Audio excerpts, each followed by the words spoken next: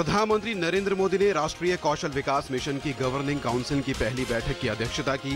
500 कौशल केंद्रों के जरिए युवाओं को दी जाएगी मुफ्त में ट्रेनिंग। प्रधानमंत्री ने कहा, वैश्विक स्तर पर आने वाले समय की जरूरत के हिसाब से बच्चों और युवाओं को किया जाना चाहिए प्रशिक्षित। प्रधानमंत्री नरेंद्र मोदी ने ओडिशा के बालासोर में विकास पर्व रैली को किया संबोधित। कहा, देश के पूर्वी राज्यों का विकास है सरकार की पहली प्राथमिकता।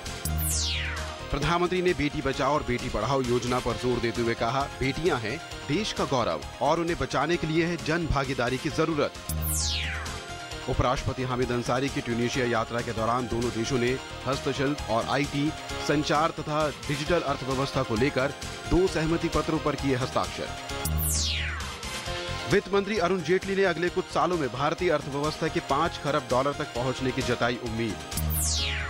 भारत ने एक बार फिर से जताई कश्मीर मुद्दे के अंतर्राष्ट्रीयकरण पर आपत्ति। कहा, पाकिस्तान जम्मू कश्मीर के हिस्से पर अपने अवैध कब्जे को करे खत्म। पाक अधिकृत कश्मीर से गुजरने वाले चीन पाकिस्तान कॉरिडोर पर विदेश मंत्रालय के प्रवक्ता ने कहा, दोनों देश रोके इस काम को।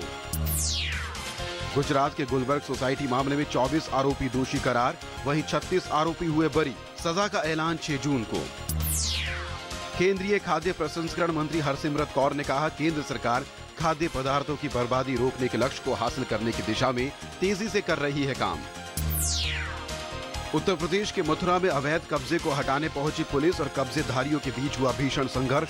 एसपी और थाना प्रभारी की हुई मौत, वहीं 5 कब्जेधारी भी मारे गए। उत्तर प्रदेश के अपर पुलिस महानिदेशक कानून व्यवस्था दलजीत सिंह चौधरी ने कहा, मथुरा मामले में शामिल दोषियों को जल्द से पकड़ लिया जाएगा। मुंबई के कोलाबा में गुरुवार को एक इमारत में लगी भीषण आग बुझाने के लिए करनी पड़ी कड़ी मशक्कत। ऊर्जा सुरक्षा, स्वच्छ ऊर्जा और जलवायु परिवर्तन को लेकर भारत और अमेरिका के बीच राजधानी दिल्ली में एक सहमति पत्र पर किए गए हस्ताक्षर। देश में इस बार मानसून सामान्य या सामान्य से ज्यादा रहने की संभावना। मौसम विभाग के मुताबिक जुलाई अगस्त में सामान्य से ज्यादा बारिश होने का है अनुमान। देश के कई हिस्सों में तापमान एक बार फिर से पहुंचा 40 डिग्री से ऊपर। भीषण गर्मी से जनजीवन हुआ अस्त व्यस्त। एनसीआर में पारा 42 डिग्री के पार। जर्मनी और फ्रांस में आई बाढ़ में करीब 10 लोग मारे गए, हजारों हुए बेघर। बाढ़ की स्थिति को देखते हुए पेरिस का प्रसिद्ध डॉवर संग्रहालय किया गया बंद। भारतीय टेनिस स्टार लिएंडर पेस और सानिया मिर्जा फ्रेंच ओपन के मिश्रित युगल के अपने अपने मुकाबले जीतकर फाइनल में पहुंचे।